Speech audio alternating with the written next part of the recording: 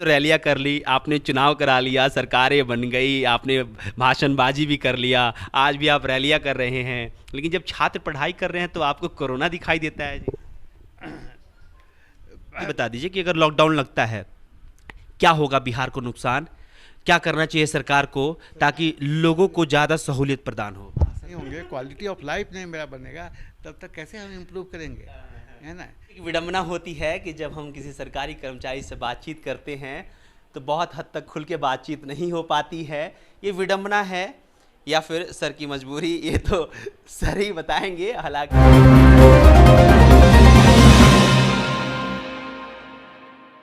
नमस्कार, आप देख रहे हैं द न्यूज लुक। मेरा नाम अभिषेक श्रीवास्तव है। लगातार हम बातचीत कर रहे हैं, वो प्रोफेसर हो या फिर कोई भी अधिकारी मिलते हैं तो हम तमाम मुद्दों पर बातचीत करते हैं। लेकिन फिलहाल हमारे साथ भागलपुर यूनिवर्सिटी के इकोनॉमिक्स डिपार्टमेंट के head of department doctor Uday Prakash Sinha ji हमारे साथ हैं। उनसे बातचीत करेंगे, बिहार की इकोनॉमी पर बातचीत करेंगे, क्योंकि जिस तरह से लॉकडाउन लगा 2020 में, लगातार हम देख रहे थे कि किस तरह से देश की अर्थव्यवस्था हो या फिर बिहार की अर्थव्यवस्था हो, जरूर डगमगा सी गई है। लेकिन अब फिर चर्चा इस बात की हो रही है कि जिस तरह से कोरोना के मामले बढ़ रहे हैं, लॉकडाउन लगना तय है। हालांकि लगातार सरकार इस बात की चर्चा कर रही है और दावे भी कर रही है कि नहीं, लॉकडाउन नहीं लगेगा। लेकिन जिस तरह से गाइडलाइन जारी हुआ और उसके बाद से जिस तरह से स्थिति बन रही है, ये आशंका जरूर जताया जा रहा है कि लॉकडाउन लग सकता है। फिलहाल सर हमारे साथ हैं। सर बहुत बहुत स्वागत है आपका। ओके। कोविड-19 के प्रभाव बिहार की इकोनॉमी पर बहुत बुरा पड़ा। इसका प्रमुख कारण है कि सबसे पहले हमें ह्यूमन डिजास्टर, कोविड-19 को हम लोग ह्यूमन डिजास्टर के रूप में देख रहे हैं। दूसरा, कोविड-19 से मेरा जॉब लॉस हो रहा है।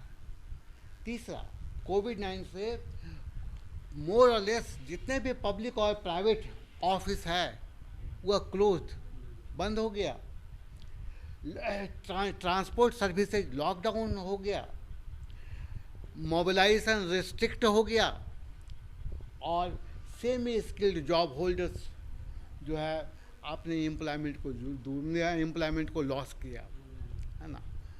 तो निश्चित रूप से इससे हमारी बिहार की अर्थव्यवस्था, वैसे तो पूरे विश्व की अर्थव्यवस्था, देश की अर्थव्यवस्था और बिहार की अर्थव्यवस्था पर बुरा प्रभाव पड़ा। क्योंकि जब तक कि जो इकोनॉमी के पैराडाइम्स है, डेवलपमेंट के जो पैराडाइम्स है, वो डेवलपमेंट का पैराडाइम्स है कि प्राइमरी सेक्टर, सेकेंडरी सेक्टर और टर्सरी सेक्टर्स, यह तीनों सेक्टर का विकास हो। और यह तीनों सेक्टर कोविड-19 के कारण जो है वह जो है अफेक्टेड हो गया, इसका बुरा प्रभाव पड़ा। वो कोई काम नहीं कर रहा, वो डायनेमिक नहीं रहा, स्टैग्नेंट ये हो गया, स्टैग्नेंट इकोनॉमी हो गया। और जो लेबर फोर्स थे, सरकार जो इसके लिए प्रयास किया कि मनरेगा के तहत अगर हम जो में सब्सिडी दे रहे हैं या जो पैसा दे रहे हैं, उसका लाभ वह कुछ ना कुछ वह सब्स्टिट्यूट करेगा। लेकिन यह ऊँट के मुंह में जीरा का फोरन, यह इसीलिए हम लोग कोविड-19 को ह्यूमन डिजास्टर के रूप में देख रहे हैं। एक्टिविटीज ठप हो गया। हमारे पास काम करने के लिए ना तो प्राइमरी सेक्टर रहा, ना सेकेंडरी सेक्टर रहा, ना टर्सरी सेक्टर रहा, सभी क्लोज्ड हो गया। जब डेवलपमेंट के जो पैराडाइम्स हैं, डेवलपमेंट के जो तथ्य हैं, यदि वह रुक जाए तो विकास कैसे होगा। लेकिन हम मोदी जी के और नीतीश जी की प्रशंसा करते हैं, और इस आधार पर प्रशंसा करते हैं कि साम्राज्य का विस्तार कैसे होगा, ये राजा के मस्तिष्क में रहता है। The empires of the future are the empires of the mind. और दूसरा प्रमुख बातें इससे है कि in the middle of difficulties lies opportunities, मतलब कि समस्याओं के बीच ही अवसर तलाशे जाते हैं। समस्या तो हमारे पास आ गया कोविड-19 का, अब अवसर कैसे है, अब इसको कैसे हम करें। इसके लिए सेल्फ रिलायंट इकोनॉमी की चर्चा हमारे यहाँ हमारे प्रधानमंत्री, यशस्वी प्रधानमंत्री मोदी जी ने किया। उन्होंने किस रूप में? Perform, transform and reform. कैसे किया? परफॉर्म, रिफॉर्म एंड ट्रांसफॉर्म, है ना। कैसे परफॉर्म करेंगे? जो अनस्किल्ड लोग हैं उसको स्किल बना कर, उसके लिए क्या करा? छोटे छोटे जो है एंटरप्रेन्योर्स, उद्यमी को वो सेंटर बना करके लोगों को स्किल किया जा रहा है ना। और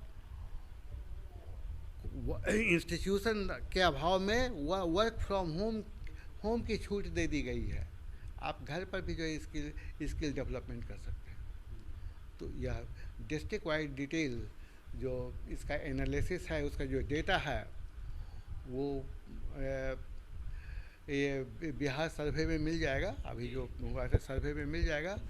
उसको एग्जैक्ट फिगर के रूप में बताना भी संभव नहीं है, लेकिन निश्चित रूप से जो कॉन्सेप्ट उन्होंने दिया सेल्फ रिलायंट इकोनॉमी का, और इसका ज्वलंत उदाहरण हमारे पास जो वैक्सीनेशन आया है ना, तो वह वैक्सीनेशन जो है ये इसके प्रभाव को कम करेगा, है ना। और इकोनॉमी लोग ये कह रहे हैं कि आपने दो चीज़ें मेरे जहन में है अभी आपने जो बातचीत कही। पहला कि नीतीश कुमार ने ये कहा कि आत्मनिर्भर बिहार हम बनाएंगे, ये एनडीए की पहल है। लेकिन जो युवा हैं उनके बीच इस बात की चर्चा है कि आखिरकार आप कैसे बनाएंगे। आपने कहा लोन दे देंगे हम। क्या आपको लगता है कि एक बंदे को, एक छात्र को स्किल्ड करने के बाद उसको लोन दे देना, और लोन देने के बाद वो अगर फैक्ट्री लगाता है या फिर कोई बिजनेस करता है उसमें सक्सेस हो जाएगा, या फिर दूसरा प्लेटफॉर्म ये है कि इंडस्ट्री बिहार में लगाया जाए और उसी स्किल्ड बंदे को उसमें नौकरी दिया जाए? दोनों को कैसे देखते हैं आप? देखिए, नंबर वन कमिटमेंट। अब कमिटमेंट का मतलब यह हुआ कि आप केवल सरकार पर निर्भर नहीं रहिए, पब्लिक प्राइवेट पार्टनरशिप, सरकार के साथ पब्लिक भी उस पर सहयोग करें। पीपीपी मॉडल पर काम कीजिए। नंबर वन, स्किल डेवलपमेंट के लिए बहुत सारे इंटरप्रेन्योर्स एंटरप्राइज सेंटर्स खुले हुए हैं, उद्यमी सेंटर खुले हुए हैं। सरकार ने लोन की व्यवस्था की है। तो सर्टेनली धीरे धीरे आप इसका देखेंगे ज्वलंत उदाहरण कि हम लोग इस बार, पिछली बार दीपावली में, अभी के होली में हम चाइना के किसी भी प्रोडक्ट को जो है का उपयोग नहीं किया, है ना। इसका ज्वलंत उदाहरण यह बता रहा है कि धीरे धीरे हम लोग जो है इकोनॉमी पटरी पर आ रही है। और यह चैलेंज ज़रूर है, लेकिन चैलेंज के बीच ही अपॉर्चुनिटीज़ है। लेकिन आप एंटरप्रेन्योरशिप की बात कर रहे हैं। एंटरप्रेन्योरशिप में मैं ये कह रहा हूँ कि हर बंदा एंटरप्रेन्योर हो जाए, ये कितना मतलब सक्सेसफुल होगा? क्योंकि बिहार में इंडस्ट्री लगाने की तो चर्चा ही नहीं हो रही है। आपने कहा कि नीतीश कुमार राज्य के मुख्यमंत्री हैं, राजा हैं, उनके मस्तिष्क में बहुत कुछ चल रहा है, लेकिन उनके मस्तिष्क में ये चलता ही नहीं है कि बिहार में इंडस्ट्री भी लगाया जाए। आपने सुना नहीं होगा कि शाहनवाज जी जैसे ही उद्योग मंत्री बने, उन्होंने कहा कि मैं जो है मैं स्मॉल स्केल, मैं मिडिल स्केल और हैवी इंडस्ट्रीज को हम इस्टेब्लिश खोलेंगे। और इसलिए उन्होंने पहले जाके बरौनी थर्मल पावर के, बरौनी जो मेरा हब है इंडस्ट्रियल में, उसको जाके उन्होंने सर्वे किया। और इस आशा के साथ यहाँ पर जो है शुगर इंडस्ट्रीज को रिवैम्प किया जाए, है ना। फर्टिलाइजर्स का जो है डिफरेंट यूजेज हो। तीसरा, हमारे पास एग्रो प्रोडक्ट की बहुत संभावना है ना। एग्रो इंडस्ट्रीज इस्टेब्लिश के लिए सरकार अभी भी यहाँ बिहार एग्रीकल्चर जो यहाँ सबौर में जो यूनिवर्सिटी है, एग्रीकल्चर यूनिवर्सिटी, और मुजफ्फरपुर में भी जो है, तो सबों को सरकार ने दिया कि कैसे आप जो है एग्रो इंडस्ट्री इस्टेब्लिश करने के लिए आप जो है अपना जो है प्रोजेक्ट हमें जमा कीजिए। और यह एनालिसिस हो भी रहा है। हमारे यहाँ फिशिंग के लिए, मखाना के लिए, फिशिंग है, मखाना है, लीची है, वेराइटीज ऑफ आम जिसका जो हमारा जो है विश्व विख्यात है। तो वैसे वैसे प्रोडक्ट को भी उसको रिप्रोड्यूस कर करके जो है हम अपनी इकोनॉमी को सस्टेन करेंगे। सस्टेन करने का मतलब यह होता है कि meeting the needs of the present without hampering the needs of the future. जो हमें आम हो रहा है उसको क्या कर रहे हैं, हम शरबत बना रहे हैं, है ना? शरबत बना करके जो है उसका डिस्ट्रीब्यूशन करें। तो ये ऐसे ऐसे उद्यम की खोज हो चुकी है और हम समझते हैं कि लगभग 1100, ठीक से हम डेटा नहीं कह सकते, लेकिन 1100 ऐसे छोटे इंडस्ट्रीज के लिए जो एग्रो प्रोडक्ट के लिए जो है इंडस्ट्रीज की कल्पना सरकार ने जो है उसका सर्वे किया है और हम समझते हैं बहुत जल्द ही इसका मूर्त रूप निकलेगा। एग्रीकल्चर, जिसकी आपने बातचीत की, एग्रीकल्चर सबसे ज़्यादा इकोनॉमी का हिस्सा है हमारे बिहार में। एक समय ऐसा था जबकि गन्ना की वजह से हमारे बिहार की इकोनॉमी बहुत अच्छी मानी जाती थी। आज तमाम गन्ना के जो मिल हैं सारे बंद हैं, कुछ ऐसे इक्का दुक्का हैं कि जो खुले हुए हैं, जिसकी वजह से गन्ना का जो उपज है वो कम हो गया है। किसान चाहता ही नहीं है कि उपज करे। क्या लगता है, सरकार इस पे ध्यान नहीं दे रही है? इसका क्या आपको मुख्य कारण लगता है? आपने सुना होगा कि नीतीश जी इधर तो स्टेटमेंट दिए हैं कि हम शुगर इंडस्ट्री को हम रिवैम्प करेंगे। नीतीश जी तो देते रहते हैं बयान, 5 से ही दे रहे हैं कि हम आए हैं तो अब शुगर फैक्ट्री खुल जाएगा। मोतिहारी के लोग कब से इंतजार कर रहे हैं कि भैया अब तो नीतीश जी कर ही देंगे। फिर नीतीश जी कह रहे हैं अच्छा कि there is need to coordinate between the policy, objectives and achievement. आपकी नीति क्या है ना, पॉलिसी, उद्देश्य क्या है और यह कार्यान्वित किया गया। एनडीए गवर्नमेंट एक कमिटेड गवर्नमेंट है। आपने देखा होगा कि Modi ji self reliant economy, MNREGA जो कहा जाता कि वो कहा जाता था कांग्रेस गवर्नमेंट के समय में कि मनरेगा जो है वो मिडिल क्लास जो बिचौलियों को पैसा जाता है उसको उन्होंने क्या किया कि डायरेक्ट जो है उसको बैंक से लिंक कर दिया, सबका पासबुक खुलवा दिया। वो तो सर अलग बात हो गई। तो हाँ ये तो अलग बात हो गई सर। रिसोर्स अवेयरनेस, जब तक ये पॉलिसी, ऑब्जेक्टिव्स और अचीवमेंट तब कोऑर्डिनेट। ये कह रहे हैं कि पॉलिसीज है ठीक नीतीश कुमार की, लेकिन उस पर इम्प्लीमेंट नहीं कर पा रहे हैं। कठिनाई होती है, उसके कठिनाई को दूर करने के लिए उन्हें एटीट्यूड बनाना होगा, अवेयरनेस क्रिएट करना होगा और मोटिवेट करना होगा। इसमें तो एटीट्यूड, अवेयरनेस और मोटिवेशन से क्या होगा कि हम जो पब्लिक प्राइवेट पार्टनरशिप है, सरकार से संभव नहीं है कि वह सारा जो है प्रोजेक्ट वो अपने से कर सके। तो motivation is the first factor कि जिसके कारण जो है आप जो है डेवलपमेंट कर सकते हैं। इसलिए स्किल डेवलपमेंट का प्रोग्राम दिया गया। स्किल की बात तो नहीं है सर कि थोड़ा कहना थोड़ा सा ऑड होगा, लेकिन ऐसा तो नहीं है सरकारी कर्मचारी हैं तो ये विडम्बना हो गई है कि सरकार के फेवर में ही सारी बातें करनी है। नहीं, फेवर नहीं, लेकिन क्योंकि हमारे यहाँ इलिटरेसी की कमी है ना, लिटरेसी की कमी को दूर करने के लिए हमने एक अवेयरनेस, आप देखते हैं सर्व शिक्षा अभियान के द्वारा जितने भी जो टीचर अपॉइंट हुए थे, धीरे धीरे उनके जो है रेगुलराइजेशन का प्रोसेस पूरा हो रहा है ना। केवल एक ही चीज़ कह रहा है कि स्किल नहीं मिला, वो भी मिल जाएगा, लेकिन वो तो जितने टीचर्स हैं जो अपॉइंटमेंट हुए थे वो सारे टीचर्स का अपॉइंटमेंट हो गया, रेगुलर फॉर्म में आ गए, नंबर 1। दूसरा, इंडस्ट्रीज के लिए हम लोग जो है, आप देखिए कि जो न्यू एजुकेशन पॉलिसी हुआ, न्यू एजुकेशन पॉलिसी को इम्प्लीमेंट करने के लिए, बिहार में भी इम्प्लीमेंट करने के लिए आदरी बहुत बड़ा इंस्टीट्यूशन है पटना में, है ना, एशियन डेवलपमेंट रिसर्च इंस्टीट्यूट, जिसके आदरी बहुत बड़ा रिसर्च सेंटर है, जिससे जो यह बता रहा है, गवर्नमेंट को सपोर्ट कर रहा है कि हम न्यू एजुकेशन पॉलिसी के साथ जब स्किल डेवलपमेंट की बात हम कर रहे हैं, तो निश्चित रूप से हमारे जो है जितने भी डंप पड़े हुए हैं उद्यम उस सारे उद्यम का जो है विकास होगा, है ना। कैसे सर? देखिए, मेरा सवाल क्या है ना, हम समझना चाह रहे हैं कि जैसे आप बच्चों को समझाते होंगे, बच्चे जब कहते होंगे कि बताइए सर, बिहार में इकोनॉमी इतना गर्क में जा रहा है, एक ऐसा स्टेट जो कि गन्ना के कारण बहुत बड़ा हिस्सा रखता था इकोनॉमी में, जिससे कि ग्रोथ भी बहुत अच्छा होता था, वो आज बंद है, सरकार काम नहीं कर रही है, सरकार ओपन नहीं कर पा रही है, सरकार लगातार इस पर बातचीत कर रही है लेकिन ओपन नहीं कर पा रही है।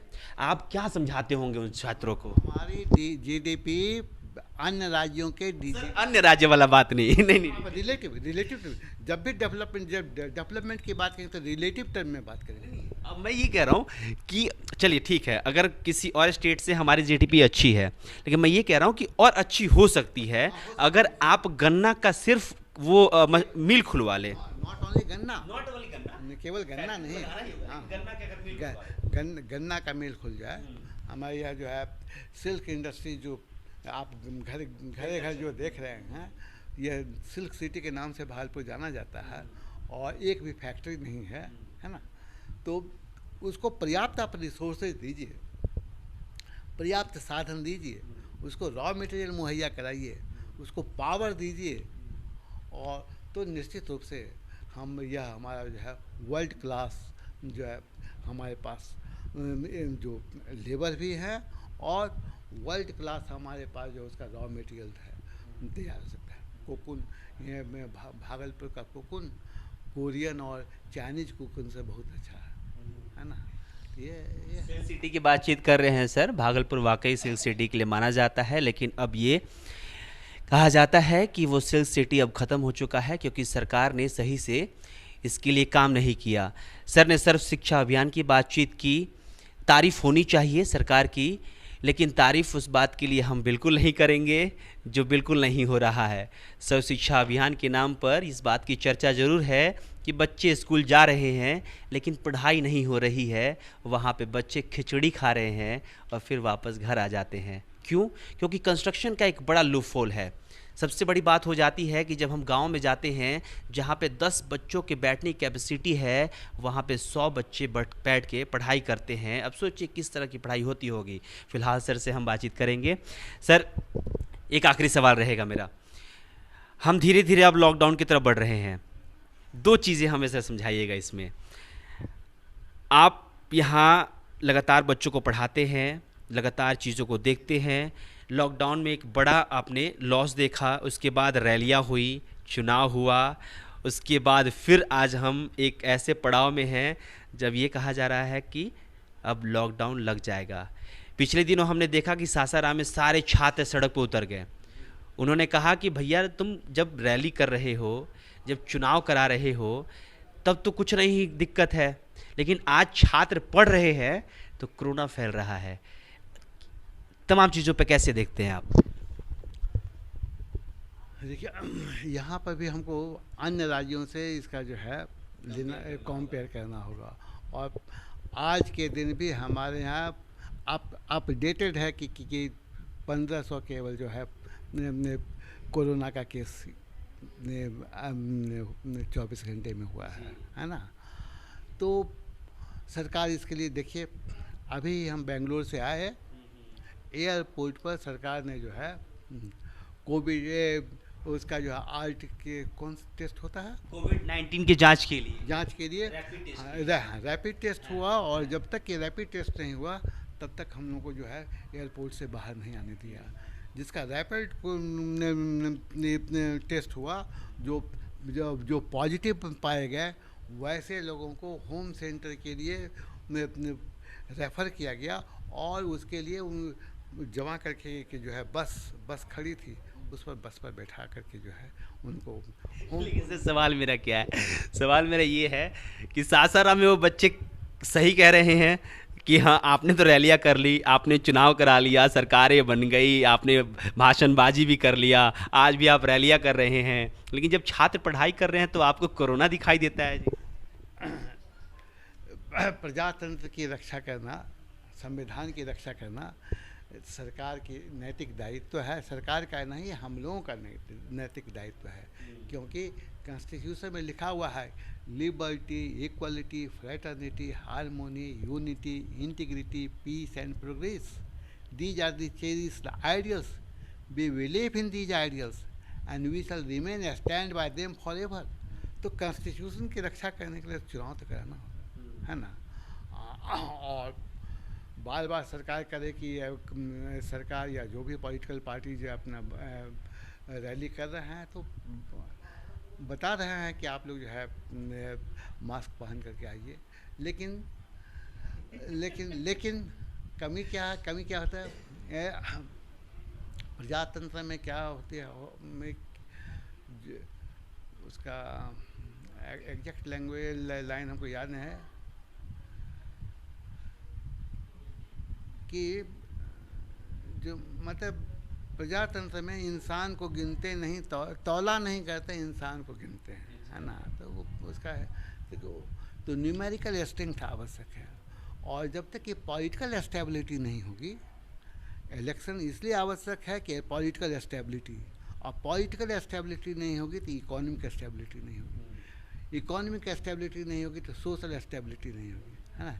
तो इसलिए इकोनॉमिक स्टेबिलिटी और सोशल स्टेबिलिटी को बरकरार रखने के लिए यह इलेक्शन आवश्यक है।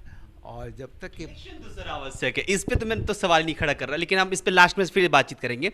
उससे पहले थोड़ा सा हमें हमारे दर्शकों को ये बता दीजिए कि अगर लॉकडाउन लगता है क्या होगा, बिहार को नुकसान, क्या करना चाहिए सरकार को ताकि लोगों को ज़्यादा सहूलियत प्रदान हो। सरकार प्रयास कर रही है।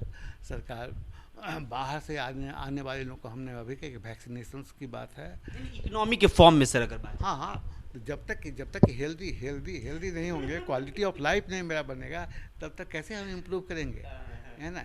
इसलिए क्वालिटी ऑफ लाइफ के लिए जो है सरकार जो है हेल्थ, हाइजीन और एजुकेशन, मतलब अवेयरनेस, इस पर बल दे रही है। और हमने अभी बताया कि किसी भी आप रेलवे स्टेशन चले जाएं, आप एयरपोर्ट चले जाएं, तो सब जगह यह है कि जो है आप कोविड-19 से परहेज करने के लिए आप मास्क लगाइए, आप प्रॉपर ड्रेस में हैं या नहीं। एक नया चलन चला है सर, बड़ा वायरल हो रहा है, सोशल मीडिया का ज़माना है। लोग कह रहे हैं कि अगर कोरोना से बचना है तो रैली में चले जाइए। हाँ, वो ठीक है। These are the political statement. अभी क्या है, हम इस पर कोई कमेंट नहीं कर सकते। सर इकोनॉमी पे लास्ट एक सवाल रहेगा, क्या करना चाहिए बिहार सरकार को? हेल्थ पे तो ध्यान दे ही रही है बिहार सरकार, क्या करना चाहिए इकोनॉमी के तौर पे? अगर देखा जाए लॉकडाउन अगर लगता है तो जिस तरह की संभावनाएं बन रही हैं, क्या करना चाहिए सरकार को ताकि लोगों को सहूलियत प्रदान हो? जगह जगह आप देखा होगा कि पंचायत स्तर पर भी, विलेज स्तर पर भी यह सेंटर बनाए जा रहे हैं, क्वारंटाइन सेंटर ना, क्वारंटीन सेंटर। मैं इसकी बात कर रहा हूँ कि वो अपना जीवन यापन कर सके। Sir, Rome was not built in a day. चूँकि यह एक नया वायरस आया है, तो नया वायरस से उबरने के लिए पहले हम कोविड से क्वारंटीन होंगे, स्वस्थ होंगे, सही उपचार मिलेगा होगा, और तब हम जो है उस पर जो है उसके इकोनॉमी को भी हम लोग जो है इम्प्रूव करेंगे। जो हमारे पास लेबर दो तरह के हैं, एक लेबर इंटेंसिव टेक्निक, दूसरा कैपिटल इंटेंसिव टेक्निक। हम लोग जहाँ पर लेबर से काम होगा उस लेबर इंटेंसिव टेक्निक्स का प्रयोग करेंगे। बिहार के लोग 70% लोग, 70 से 75% लोग गांव में रहते हैं, और उनका प्रमुख जीविका का प्रमुख साधन खेती है ना। और उसके इसीलिए एग्रीकल्चर और एलाइड एक्टिविटी की ओर सरकार को उन्मुख होना पड़ेगा, उसके विकास की बात करनी होगी, और तभी हम लोग इसको। बहुत बहुत धन्यवाद रहेगा वक्त देने के लिए। हमारे साथ डॉक्टर उदय प्रकाश सिन्हा जी थे जिनसे हमने बातचीत की। ये भी एक विडंबना होती है कि जब हम किसी सरकारी कर्मचारी से बातचीत करते हैं तो बहुत हद तक खुल के बातचीत नहीं हो पाती है। ये विडंबना है या फिर सर की मजबूरी, ये तो सर ही बताएंगे। हालांकि हमने कोशिश की बातचीत करने की, हम लगातार बातचीत करते रहेंगे। जिस तरह से लोगों को नुकसान हुआ, सरकार को भी नुकसान हुआ, लेकिन उसके बाद जिस तरह की तस्वीरें सामने आई, आखिरकार हमारे सामने क्या आया? हमारे सामने ये आया कि अक्टूबर में यानी कि 2020 में एक बड़ी रैलियों को संबोधित करते हुए नेतागण देखे गए। फिर आज इस बात की चर्चा है कि देश में कोरोना के मामले बढ़ रहे हैं। पिछले 24 घंटे में महाराष्ट्र ने अकेले 60,000 मामले को पार कर दिया है। लेकिन उसके बाद भी देश के बड़े नेता जाते हैं बंगाल में और संबोधित करते हैं रैलियों को।